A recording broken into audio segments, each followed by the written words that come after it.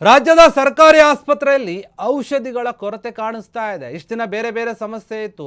ಸರ್ಕಾರಿ ಆಸ್ಪತ್ರೆಯಲ್ಲೂ ಕೂಡ ಸರಿಯಾದ ರೀತಿಯಾದಂತಹ ಔಷಧಿಗಳು ಸಿಗ್ತಾ ಇಲ್ಲ. ಅಲ್ಲಿಗೆ ಬರುವಂತಹ ರೋಗಿಗಳು ಪರದಾಡ್ತಾ ಇದ್ದಾರೆ. ಹಾಗಾದ್ರೆ ಆರೋಗ್ಯ ಇಲಾಖೆ ಏನು ಮಾಡ್ತಾ ಇದೆ, ಆರೋಗ್ಯ ಸಚಿವರು ಏನು ಮಾಡ್ತಾ ಇದ್ದಾರೆ ಈ ವಿಚಾರದಲ್ಲಿ?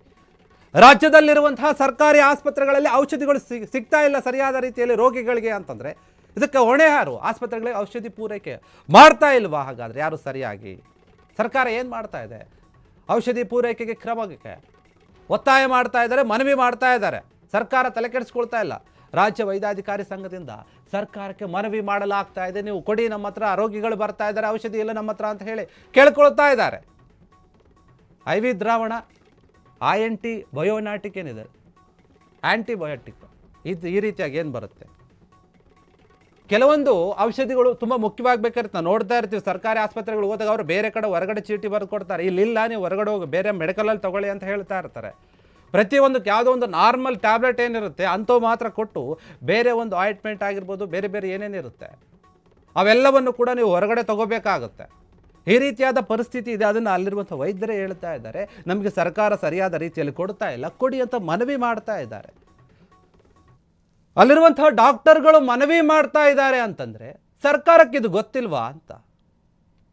ಆ್ಯಂಟಿಬಯೋಟಿಕ್ ಏನಿದೆ ಅದು ಕೊಡ್ತಾ ಇಲ್ವಂತೆ, IV ದ್ರಾವಣ ಕೊಡ್ತಾ ಇಲ್ವಂತೆ, ಬೇರೆ ಬೇರೆ ಒಂದು ಔಷಧಿಗಳ ಕೊರತೆ ಇದೆ, ಕೊಡಿ ಅಂತ ಕೇಳ್ತಾ ಇದ್ದಾರೆ. ಔಷಧಿ ಸರಬರಾಜಿಗೆ ಹಲವು ಬಾರಿ ಸಭೆಯನ್ನು ನಡೆಸಿದ್ದಾರೆ, ಮನವಿಯನ್ನು ಕೂಡ ಮಾಡಿದರೆ ಕೊಡಿ, ಈ ರೀತಿಯಾಗಿ ಆಗ್ತಾ ಇದೆ ಅಂತ. ಆದರೂ ಕೂಡ ಕೊಡ್ತಾ ಇಲ್ಲ. ಸರಿಯಾದ ರೀತಿಯಲ್ಲಿ ಪೂರೈಕೆ ಆಗದ ಇದ್ದರೆ ಆಸ್ಪತ್ರೆಗೆ ಬರುವಂತಹ ವೈದ್ಯರೇನಿರ್ತಾರೆ, ಅಲ್ಲಿ ಕೆಲಸ ಮಾಡುವಂಥವ್ರು ಮತ್ತು ಈ ರೋಗಿಗಳಿಗೆ ಯಾವ ರೀತಿಯಾಗಿ ಚಿಕಿತ್ಸೆ ಕೊಡುತ್ತಾರೆ?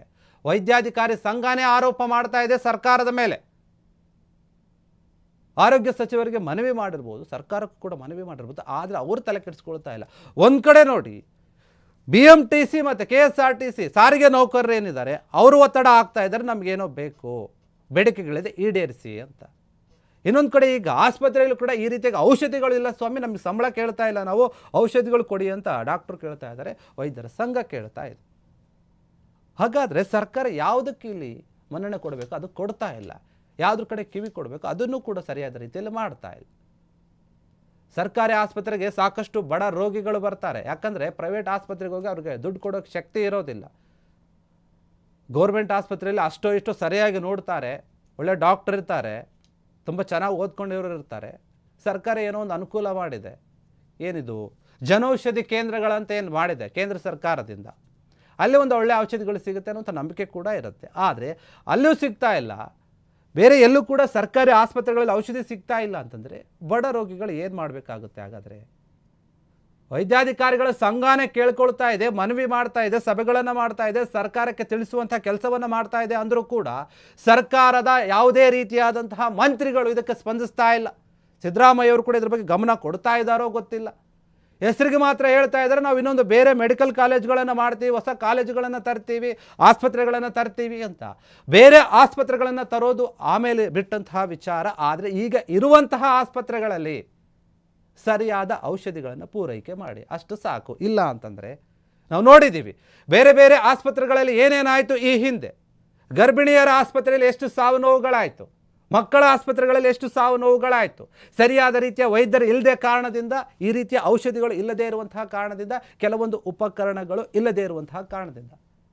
ಹೈಟೆಕ್ ಆಸ್ಪತ್ರೆಗಳನ್ನು ಕಟ್ಟೋದು ಮಾತ್ರ ಅಲ್ಲ, ಆ ಆಸ್ಪತ್ರೆಗಳನ್ನು ಯಾವ ರೀತಿಯಾಗಿ ಮೇಂಟೈನ್ ಮಾಡಬೇಕು, ಅಲ್ಲಿ ಕೆಲಸಗಾರನ ಯಾರು ಇಡಬೇಕು, ಸಿಬ್ಬಂದಿಗಳು ಯಾವ ರೀತಿಯಾಗಿರಬೇಕು, ಅಲ್ಲಿ ಔಷಧಿಗಳು ಯಾವ ರೀತಿಯಾಗಿ ಪೂರೈಕೆ ಮಾಡಬೇಕು ಅನ್ನೋದು ಕೂಡ ಸರ್ಕಾರ ಅರ್ಥಕೊಳ್ಬೇಕಾಗತ್ತೆ. ಇದಕ್ಕೆ ಸಂಬಂಧಪಟ್ಟ ಹಾಗೆ ದಿನೇಶ್ ಗುಂಡೂರಾವ್ ಏನಿದ್ದಾರೆ ಆರೋಗ್ಯ ಸಚಿವರು, ಆದರೂ ಕೂಡ ಇದನ್ನು ಗಮನಿಸಬೇಕು.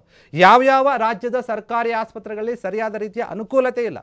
ನಾವು ಗಮನಿಸಿದ್ದೀವಿ, ಒಂದು ಆಸ್ಪತ್ರೆಯಲ್ಲಿ ಅನೇಕ ಬಾರಿ ಮನವಿ ಕೊಟ್ಟಿದ್ರು, ಒಂದು ಎಕ್ಸ್ರೇ ಮಿಷಿನ್ ಏನಿದೆ ಆ ಮಿಷಿನ್ ಸರಿಪಡಿಸೋಕ್ಕಾಗಿರಲಿಲ್ಲ ಅವರಿಗೆ, ಇದುವರೆಗೂ ಕೂಡ ಅದು ಸರಿ ಹೋಗಿಲ್ಲ. ಈ ರೀತಿಯಾಗಿ ಆಸ್ಪತ್ರೆಯಲ್ಲಿ ಅವ್ಯವಸ್ಥೆ ಇದೆ, ಅದ್ರ ಬಗ್ಗೆ ಸರ್ಕಾರ ಗಮನ ಹರಿಸಬೇಕಾಗಿದೆ. ಅದು ಬಿಟ್ಟು ಬೇರೆ ಬೇರೆ ವಿಚಾರದಲ್ಲೆಲ್ಲ ತಲೆ ಹಾಕ್ತಾ ಇರ್ತಾರೆ. ಅದು ಬಿಟ್ಟು ಈ ರೀತಿಯಾದ ಒಂದು ವಿಚಾರಗಳಿಗೆ ಗಮನ ಕೊಟ್ಟರೆ ಅದು ಜನರಿಗೆ ಅನುಕೂಲ ಆಗುತ್ತೆ. ಕ್ಷಣ ಕ್ಷಣದ ಸುದ್ದಿಗಳಿಗಾಗಿ ಫ್ರೀಡಂ ಟಿವಿ ಸಬ್ಸ್ಕ್ರೈಬ್ ಮಾಡಿ, ಲೈಕ್ ಮಾಡಿ ಹಾಗೂ ಫಾಲೋ ಮಾಡಿ. ಹೊಸ ಸುದ್ದಿಗಳ ನೋಟಿಫಿಕೇಶನ್ಗಾಗಿ ಬೆಲ್ ಐಕಾನ್ ಮೇಲೆ ಕ್ಲಿಕ್ ಮಾಡಿ.